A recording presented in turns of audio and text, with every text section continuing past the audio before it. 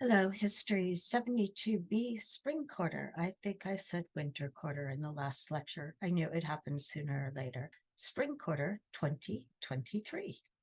This is our first lecture in Module or Package D, From the War to End All Wars to the Great Depression. There is a classic story to women's suffrage, or when women got the right to vote. And I am going to tell you that in this lecture, and then I'm going to complicate it. And I'm going to complicate it even more in the next lecture. The classic story of how women got the vote is true. It's just woefully incomplete. It is also filled with the abbreviated names of organizations, lots of them, hence the alphabet soup in the title of this lecture. Alphabet soup, women organized for the vote. I want to assure you now that you will not be responsible for remembering which organization is which, as long as you get the main points. The progressive era around the turn to the 19th century was characterized by the formation of organizations, both professional and social. The big women's organizations all came to address the woman question in some way or another. The woman question was the debate over whether women should have suffrage or the vote at a national level. I've included the international map here to make the point that women's suffrage was not a uniquely American issue, even though we will be focusing on the US.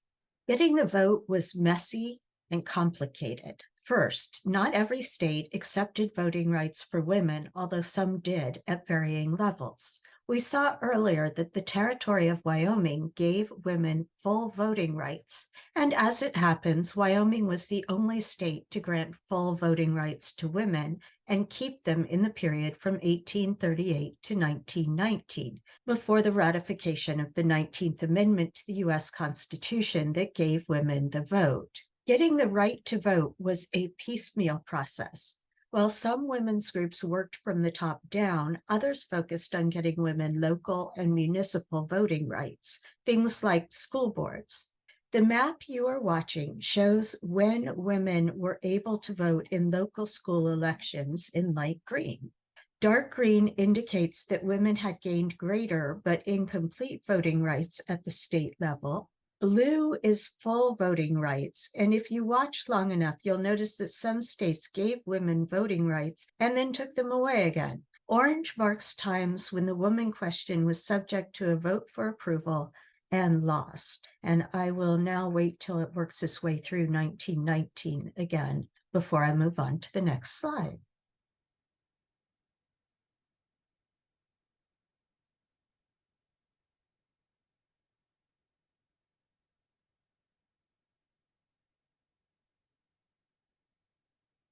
If you're tired of watching the map, you can always fast forward.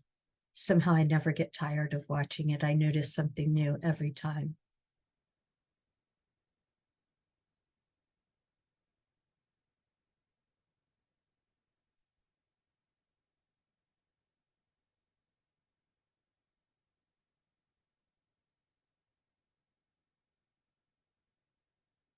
Yay, in 1920, all the states gave women the right to vote, whether they wanted to or not. The classic suffrage story is tied to the feminist movement, and particularly to what is often called first wave feminism. Feminism is as old as the oppression of women. However, we are going to start with the Seneca Falls Convention of 1848, which is widely recognized as the marker for American first wave feminism. At the convention, women wrote what they called the Declaration of Sentiments and listed areas where women demanded equal rights. Included among these was suffrage, along with the rights to own property and to serve on juries. If you are keeping track, the United States as a country was still quite new in 1848, only 72 years if we count from the Declaration of Independence, and even less if we count from the U.S. Constitution. 1848 was also only 40 years past the abolition of the international trade in enslaved people, and emancipation following the Civil War would not happen for another 17 years. The beginnings of first-wave feminism arose from and stayed deeply connected with the movement for abolition of slavery, Until the passage of the 13th Amendment to the U.S. Constitution ended slavery legally and abolition work turned to civil rights activism. You may recall that the 15th Amendment, while usually talked about as giving Black men the vote, really only named protected categories for whom states could not deny the vote. Sex was deliberately not included among the protected categories. This omission had the desired effect of splitting the nascent civil rights movement away from the women's movement, as well as dividing the women's movement against one another. Women who had been agitating for suffrage formed two organizations directly opposed on the issue of the 15th Amendment. The National Women's Suffrage Association, or NWSA, was led by Elizabeth Cady Stanton and Susan B. Anthony.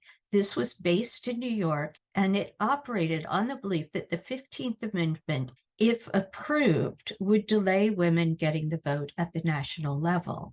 The American Women's Suffrage Association, or AWSA, led by Lucy Stone and her husband Henry Blackwell, was based in New England.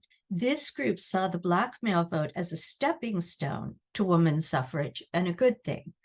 The broadest push for women's suffrage in the late 19th century came not from these organizations, however, but from the Women's Christian Temperance Union, or WCTU. Sometimes, often maybe, we confuse temperance with prohibition, but these are not quite the same. Prohibition would eventually ban the sale of alcohol entirely, but temperance was, at least initially, only about reducing the amount and frequency of alcohol consumption. Temperance was a transatlantic movement in both Britain and the U.S. The leader of the American WCTU was Frances Willard, who is pictured there on the right. There were men who supported temperance, but as the W in WCTU suggests, this was largely a woman's cause. It is often cast as silly, but think about it. Women could not go out and drink. Men could and did, and many men were mean drunks when they got home. The movement was also classist, racist, and patronizing, with an emphasis on reining in the lower orders, who were presumed to be more prone to excess alcohol consumption than their betters. Frances Willard figured that temperance legislation would never be passed by men, and so by 1876 she had brought the weight of the WCTU behind the issue of women's suffrage, casting it as a family issue. By the 1880s, the WCTU supported giving women the vote, but also federal prohibition this time of alcohol sales by constitutional amendment. The WCTU was largely an organization of white middle-class women, but it did include the Black poet, novelist, and abolitionist Frances Ellen Watkins Harper. Harper was a longtime suffragist. She had attended AWSA meetings where she spoke on the Southern Black women's special need for the vote. The WCTU also undertook social work that gained the support of the lower classes, including building working women's centers, as well as pursuing issues like prison reform. The classic suffrage story stays with the middle and upper classes, and that is what I will do in this lecture. Next lecture will focus on labor movements and the push for suffrage by working women. The two women suffrage associations joined forces to form the NAWSA in 1890. Frances Willard died in 1898, and the WCTU narrowed its focus to prohibition, leaving suffrage to the fairly new NAWSA and local agitators. An 1896 referendum for women's suffrage in California was supported by Mrs. Leland Stanford, wife of railroad magnate and founder of Stanford University. This referendum was defeated because of opposition from the liquor lobby, and this happened in more states than California, as you saw in the map. The NAWSA, or NASA, largely worked through speaking tours to try to get the vote for women state by state using local referenda. Many of the original NASA cohort had been traveling and lecturing for decades. They were honestly tired. In 1912, Alice Paul, young and energetic, became leader of the Washington, D.C. chapter of NASA. Alice Paul earned a biology degree from Swarthmore in 1907, as well as master's degree from the forerunner of Columbia University. She studied in England and returned to get her PhD from the University of Pennsylvania in 1910. Once she joined NASA, she became frustrated with the slow roundabout tactics, and she founded her own suffrage organization, the National Woman's Party, or NWP. The NWP focused on directly lobbying Congress for a national amendment. Paul had also picked up more militant tactics, including picketing and hunger strikes, from her time working with suffragists in England. In March of 1913, Paul and other suffragists met the newly inaugurated President Woodrow Wilson. He pretty much turned them down cold at this juncture.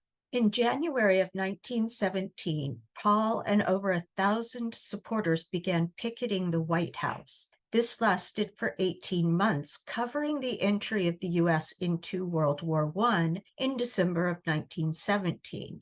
Paul and her group took Wilson to task for supporting freedom in Europe while ignoring the inability of women in the U.S. to have some say in their own government. So the leader of Germany was Kaiser Wilhelm. So the women here in their banners are saying basically to President Wilson, oh, you're like the Kaiser because you're not giving your people rights.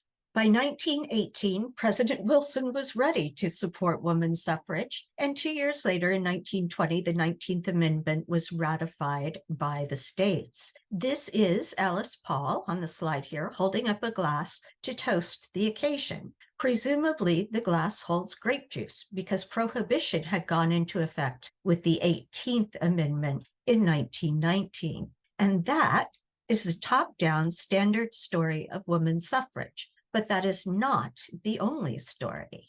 Middle and upper-class white women were by no means the only ones to form organizations, nor were white women's organizations the only ones concerned with the vote. Much of the information that you will get in this section of lecture also appears in the Francis's Sex chapter, so I recommend that you fill out the sketch I will give you with that reading.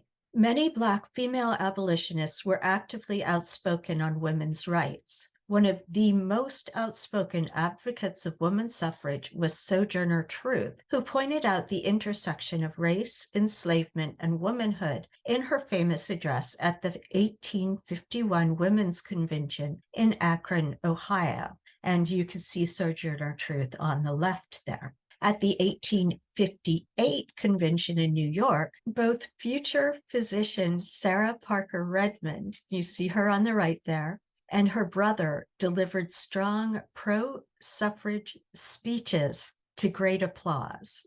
After the Civil War, Black suffragists faced a double challenge. As with ardent suffragist Ida B. Wells, their energy was divided with other causes, such as anti-lynching campaigns.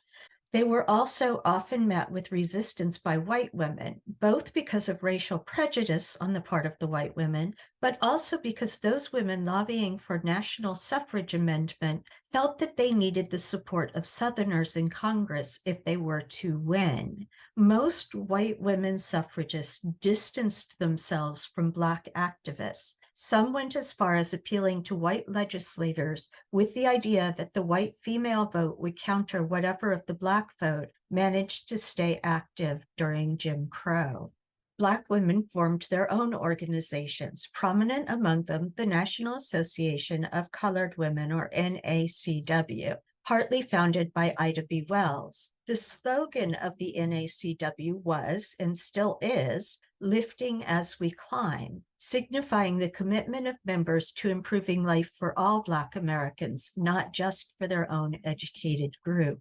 Ardent suffragist Mary Church Terrell served as the first president of the NACW, the association of 1,000 local clubs with more than 50,000 members within a short period of formation, helped organize Black suffragists to start voter education clubs, submit petitions, and run local suffrage campaigns.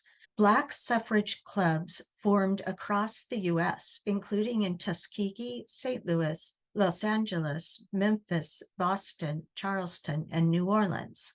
Unlike white women suffrage associations, Black groups put their energies into multiple causes, not least trying to end white sexual violence against Black women. Black women's clubs combined causes under what has come to be called respectability politics. I've put a quote from your reading by Berry and Gross that explains this term. Black club women practiced respectability, which was a blended social and political ideology that aimed to combat racism and Black women's sexual assault by embracing Christian morality and notions of chastity and purity, a strong work ethic, and proper social etiquette.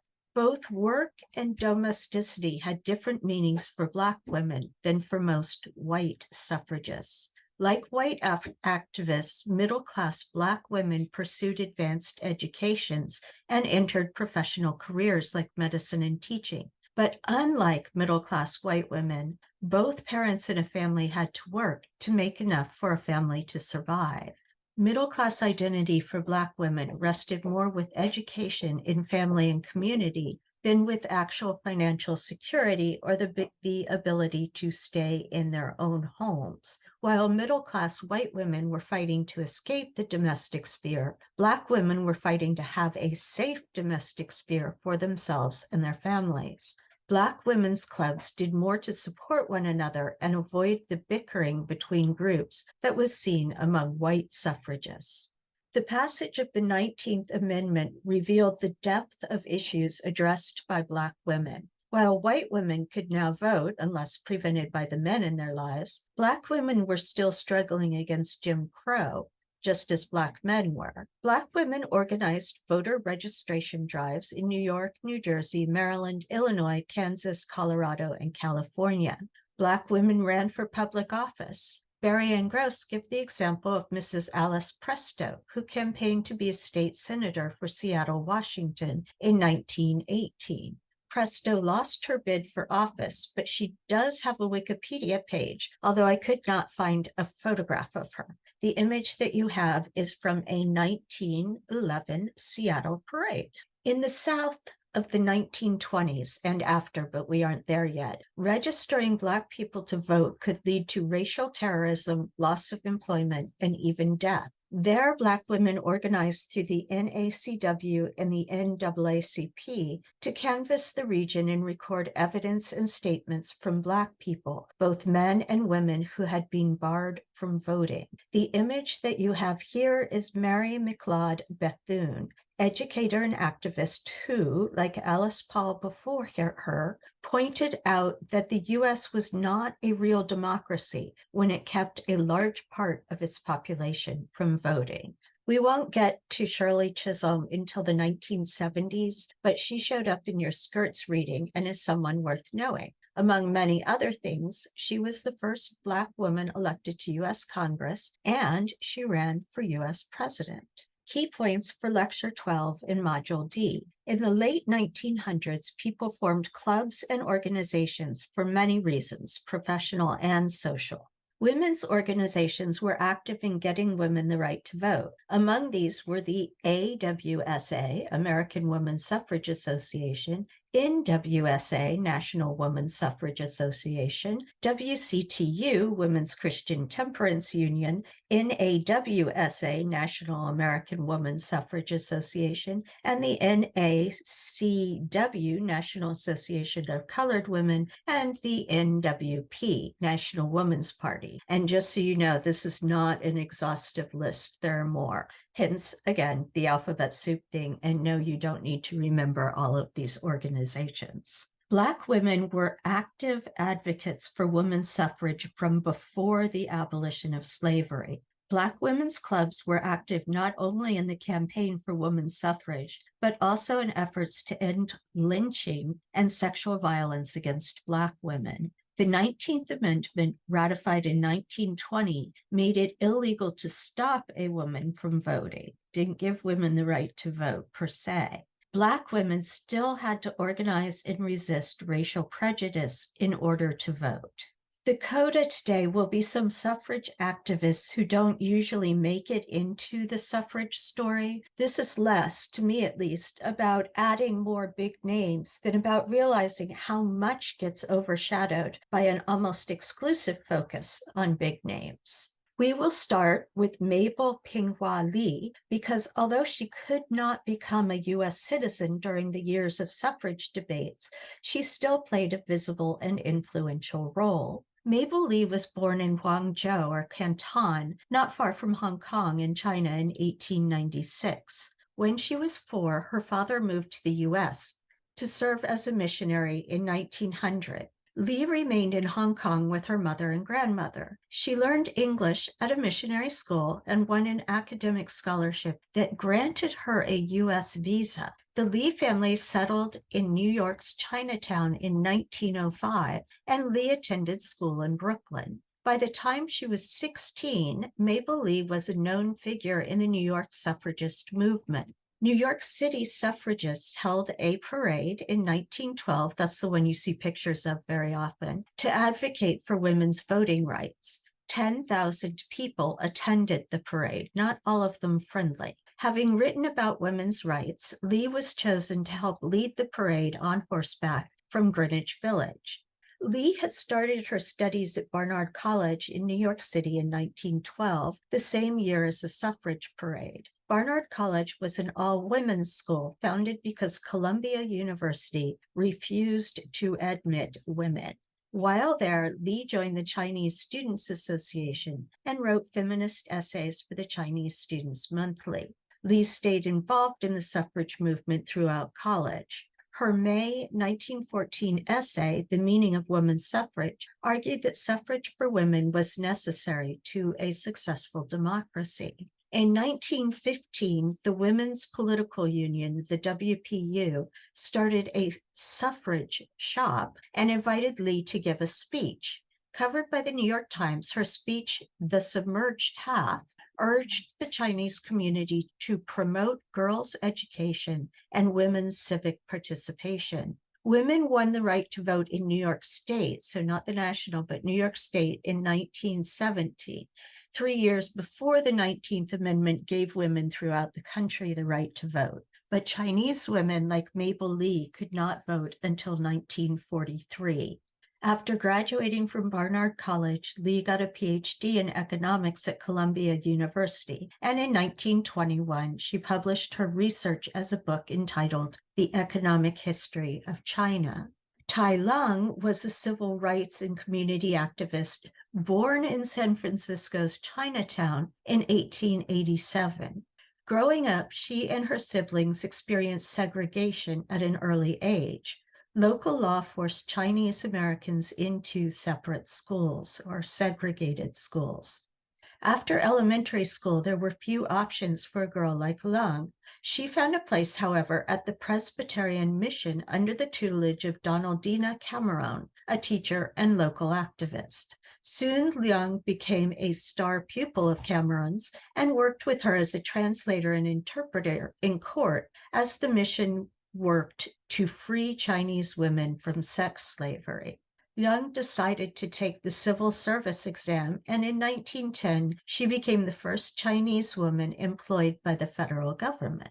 Assigned to the Angel Island Immigration Station, she worked in the women's quarters on the island and acted as a translator for detained Chinese immigrants.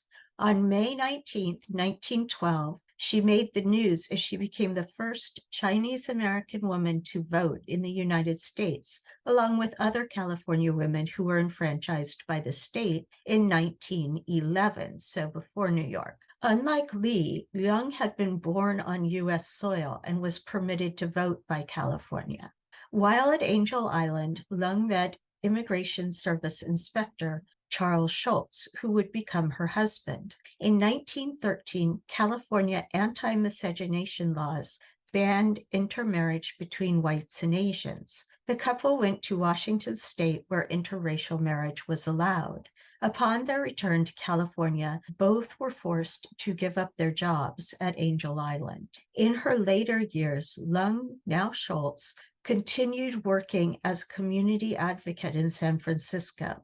At the age of 61, she was arrested for allegedly driving women to abortion clinics. In December 1948, after an investigation and trial, the charges against her were dropped. An American feminist, suffragist, suspected spy, prisoner of war, and surgeon, Dr. Mary Edwards Walker, was awarded the Medal of Honor for service during the Civil War. Born in Oswego, New York, Walker wore trousers and shirts. That would be in the 1840s and 1850s, and it simply was not done. They remained a nonconformist throughout their life. Walker graduated with a Doctor of Medicine degree from Syracuse Medical College in 1855.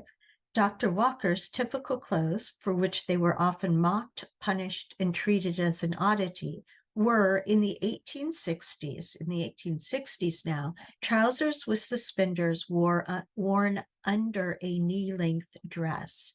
Later on, they would wear jackets and trousers almost exclusively.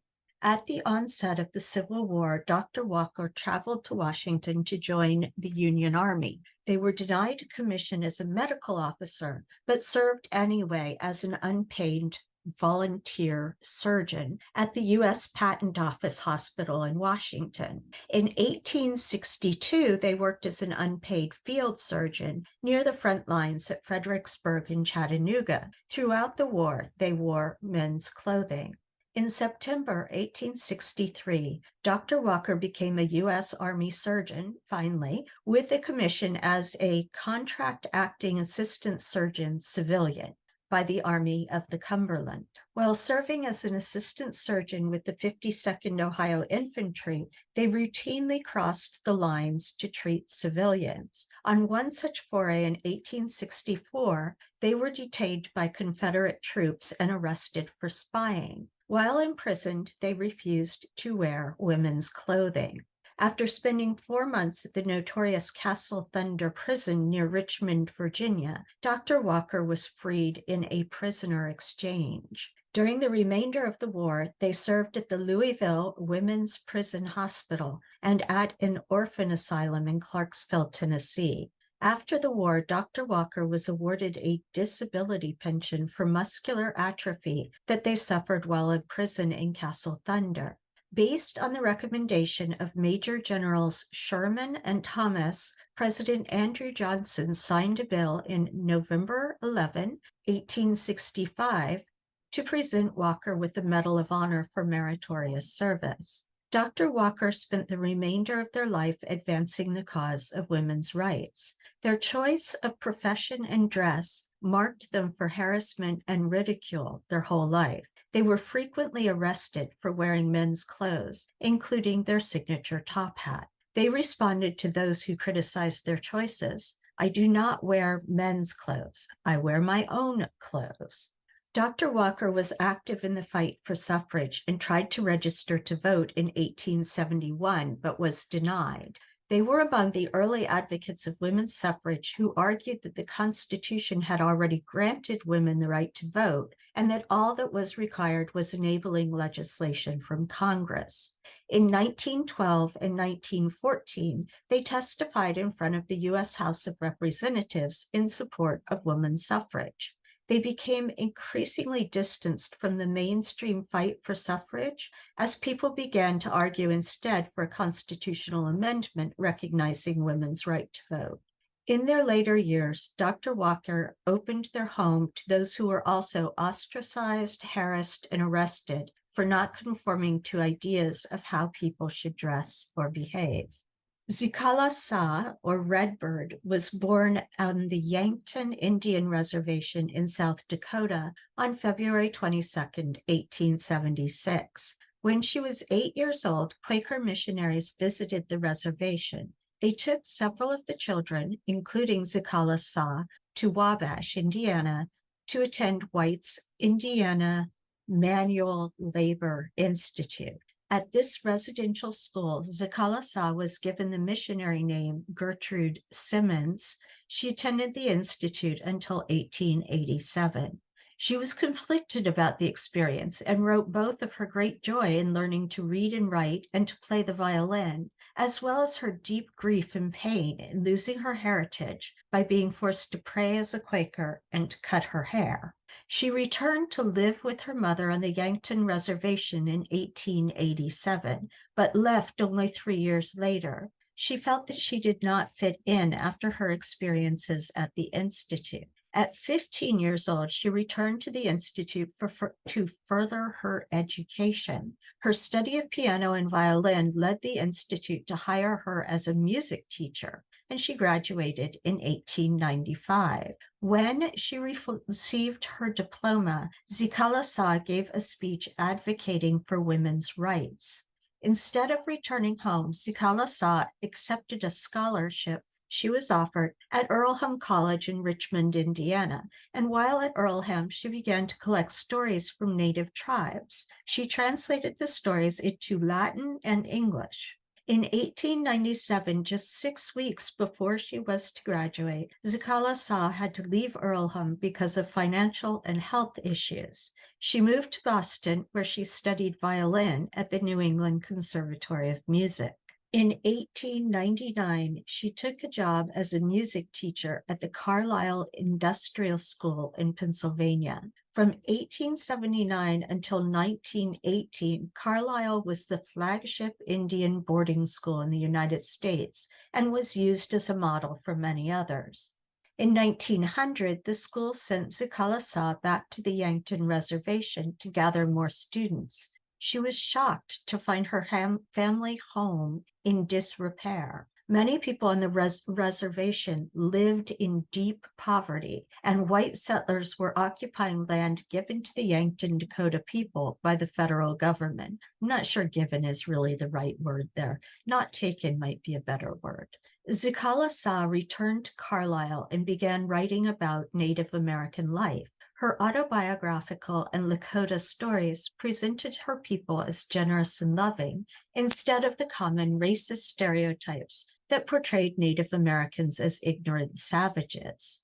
These stereotypes were being used as arguments why Native Americans needed to be assimilated into white American society. Her writing, which was deeply critical of the boarding school system, was published in the national English language magazines, including Atlantic Monthly and Harper's Monthly. In 1901, she wrote a piece for Harper's that described the profound sense of loss of identity felt by a student at the Carlisle Indian School. She was fired from her job at Carlisle. After being fired from Carlisle, Zikalasa spent some time back at home on the reservation, taking care of her mother and collecting stories for her book, Old Indian Legends. She also took work at the Bureau of Indian Affairs, or the BIA, office at Standing Rock Indian Reservation as a clerk. She married Captain Raymond Telephaz Bonin in 1902.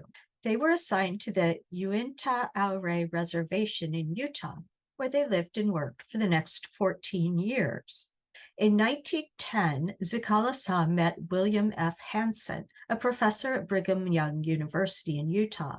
They collaborated on an opera. Sundance, the name of the opera, was completed in 1913. Zikalasa wrote the libretto, or the words, and songs for the story, based on a sacred Sioux ritual that the federal government had prohibited, or had tried to prohibit at least. Sundance was the first American Indian opera written. It is a symbol of how Zikalasa lived in and bridged both her Native American world and the world of white America that she was raised in. While on the Uinta Ouray Reservation, Zikalasa joined the Society of American Indians, a group founded in 1911 with the purpose of preserving Native American culture, while also lobbying for full American citizenship. So you may have noticed in the 14th Amendment that Native Americans living on their own land were not granted citizenship. Beginning in 1916, Zikalasa was the Society's secretary. In this position, she corresponded with the BIA, the Bureau of Indian Affairs. She became increasingly vocal in her criticism of the Bureau's assimilationist policies and practice, reporting abuse of children when they, for example, refused to pray as Christians. Her husband, Raymond, was fired from the BIA office in 1916. The family moved to Washington, D.C. Zikala Sa continued her work with the Society of American Indians. From 1918 to 1919, Zikala Sa edited their journal, American Indian Magazine. She lectured across the country, promoting the preservation of Native American cultural and tribal identities.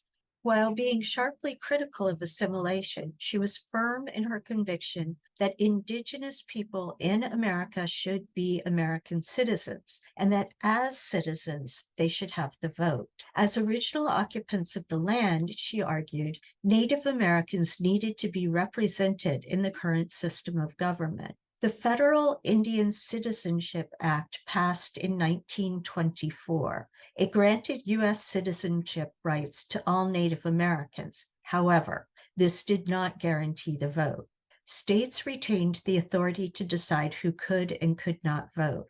In 1926, Zikala Sa and her husband founded the National Council of American Indians. Until her death in 1938, she served as president, fundraiser, and speaker. The council worked to unite the tribes across the United States to gain suffrage for all Indians. Zikala Sa also worked with white suffrage groups and was active in the General Federation of Women's Clubs, GFWC, beginning in 1921.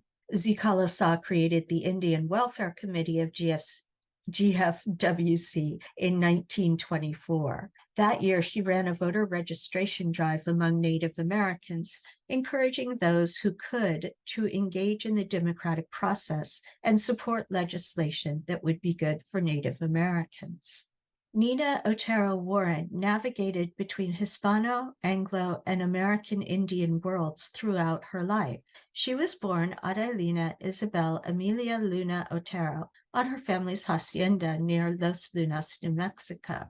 The Otero family were wealthy and politically powerful in the Rio Abajo region of what is now New Mexico. Her mother's family were descended from some of the earliest colonists in New Mexico, and her father traced his lineage to the Spanish occupation of the area in the 1700s. Once railroads arrived in the region in 1881, white immigrants began traveling west in large numbers, actively displacing the Native American, Spanish, and Mexican populations who were already there, though the Spanish had already displaced many of the indigenous people in the area. When Otero was not quite 2 years old, her father was shot and killed by an Anglo squatter who had moved on to the family's land. A few years later, in 1886, her mother remarried. Alfred Maurice Berger, who had family roots in Italy, was an Englishman who immigrated to the United States when he was 16 years old, arriving in New Mexico in 1880. Otero grew up in a household of 12 children, including her 2 younger brothers and 9 half-siblings. Otero attended St. Vincent's Academy in Albuquerque until she was 11 years old, when she went to St. Louis, Missouri to attend Maryville College of the Sacred Heart, now Maryville University, for 2 more years. The family moved to Santa Fe in New Mexico Territory when Otero was 16. After Alfred Berger was hired as a judicial clerk, Otero became a regular fixture in the social life of Santa Fe. She met Rawson D. Warren, the 35-year-old commanding officer of the 5th U.S. Cavalry, stationed at Fort Wingate near Gallup, New Mexico in 1907. Otero, who was 26 at the time, married Warren in 1908, but unhappy in her marriage, she divorced her husband 2 years later and returned to Santa Fe.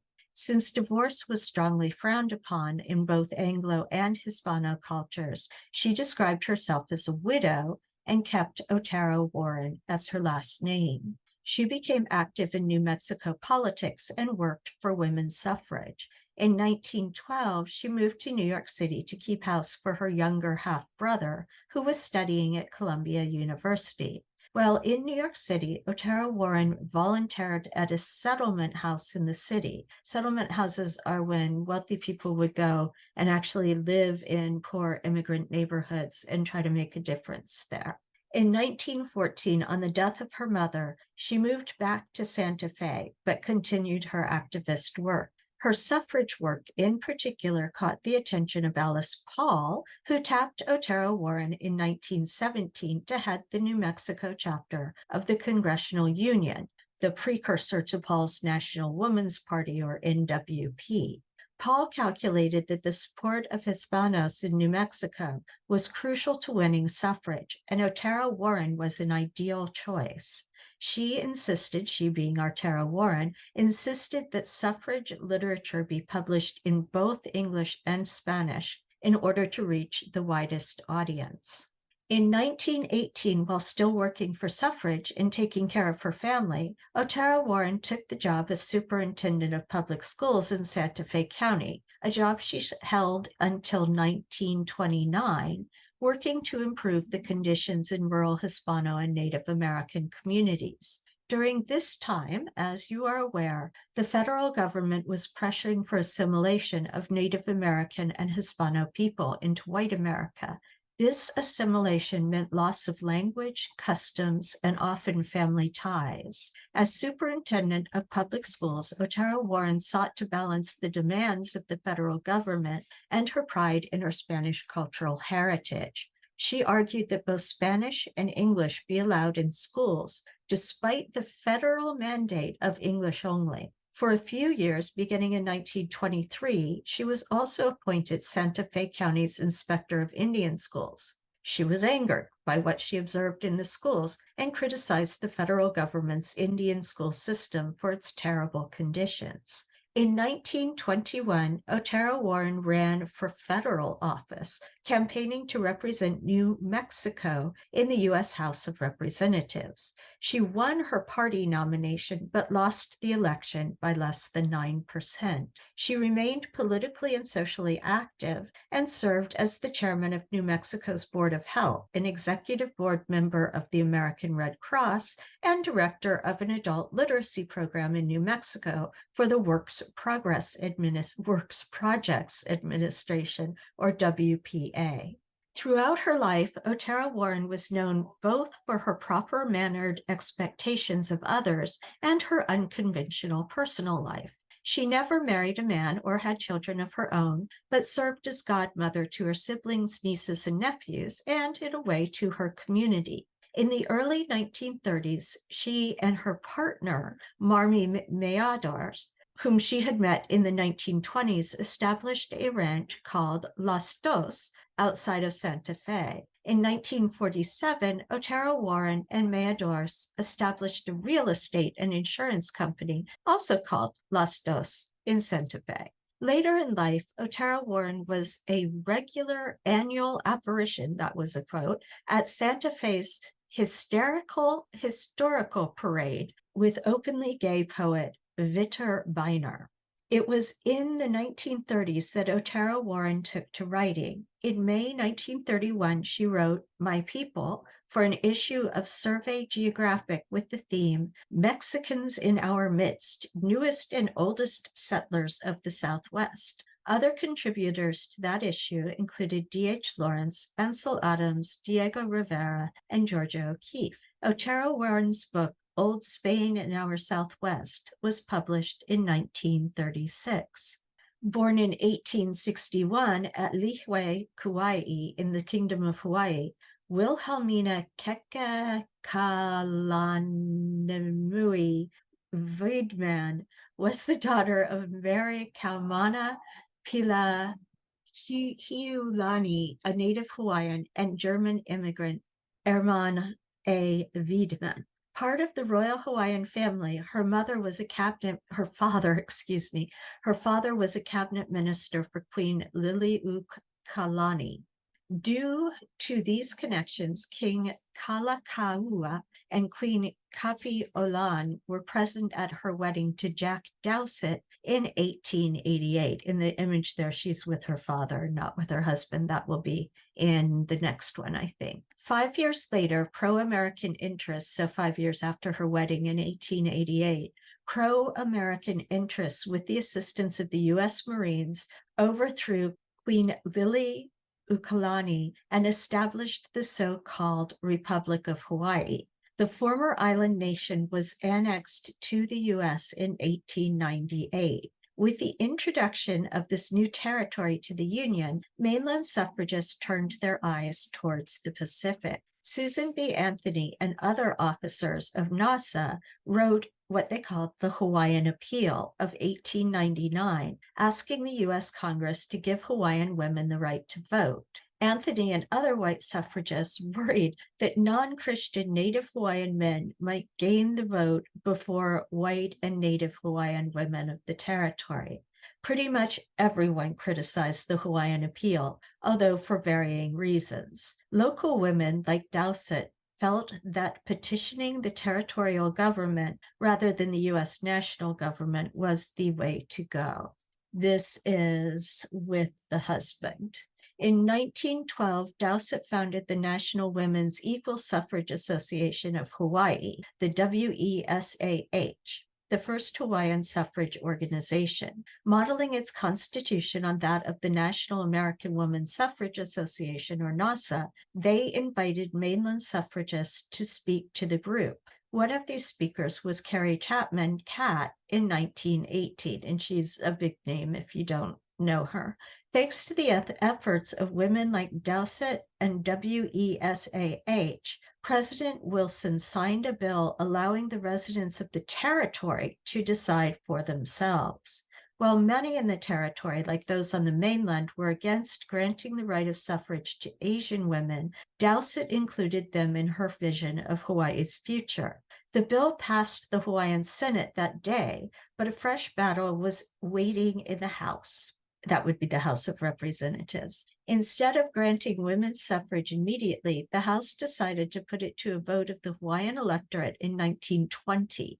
Furious with that response, Dowsett and 500 other women of various nationalities and of all ages poured into the House floor with banners demanding votes for women. Forced to reckon with the demonstrators, the House held hearings the next day for proponents and opponents to make their case. Standing alongside Dowsett were a wide variety of Hawaiian women, including Princess Kalaniana Ole and Lahila Webb, formerly lady-in-waiting to Queen Liliuokalani's court. A month later, the House had not budged, and the suffragists of Hawaii were losing their patience. Regrouping, Dowsett and her colleagues began to lobby directly to the U.S. federal Congress through the territorial representative, Prince Kuhio.